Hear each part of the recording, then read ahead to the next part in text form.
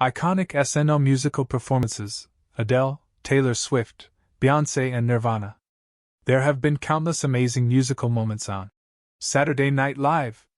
So many that most of us can rattle off a favorite performance quicker than recalling a witty sketch or random celebrity host.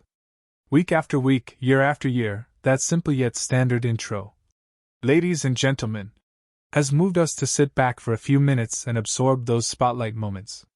Sometimes they're anticipatory. Of course, Prince will amaze with his funky guitar, other times filled with curiosity.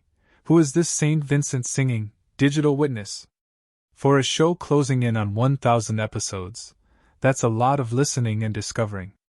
As SNL prepares to celebrate its 5 decades with SNL 50, the Homecoming Concert, with Lady Gaga, Miley Cyrus, David Byrne, Chris Martin, Backstreet Boys and more at Radio City Music Hall February 14th, airing live at 8 p.m. Eastern Standard Time, 5 p.m. Pacific Standard Time on Peacock, we take a look at 10 iconic performances. If you're going to use the SNL spotlight, might as well make it memorable. At least that's what Costello figured when, a few bars into his label requested less than 0. He abruptly stopped the attractions. "I'm sorry, ladies and gentlemen, but there's no reason to do this song here," he announced before counting the band in for a keyboard stabbing. Radio.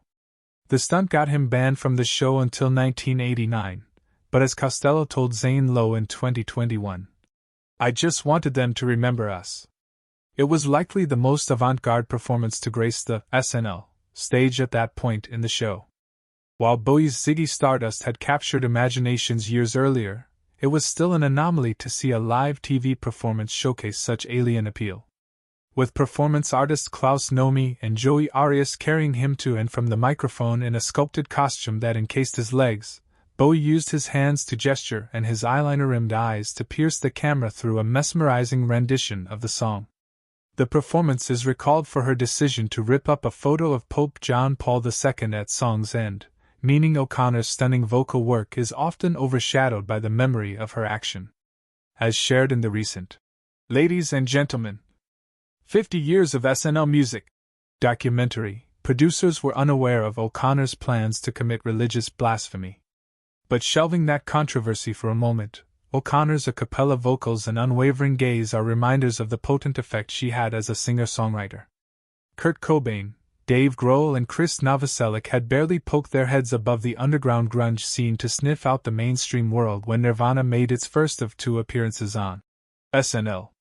His hair maroon and jeans organically shredded, Cobain unleashed the guttural pain and catharsis that signified the band's very existence. As a hair-flying Grohl anchored with a steady beat, Cobain perhaps inadvertently threw down the gauntlet to symbolize the arrival of one of rock's most visceral genres. For her first solo performance, she and Destiny's Child hit the small stage in 2001.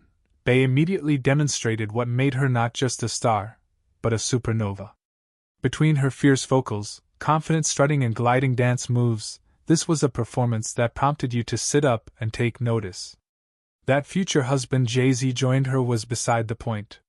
This was Beyoncé's stage, and she wasn't about to relinquish it, then or now.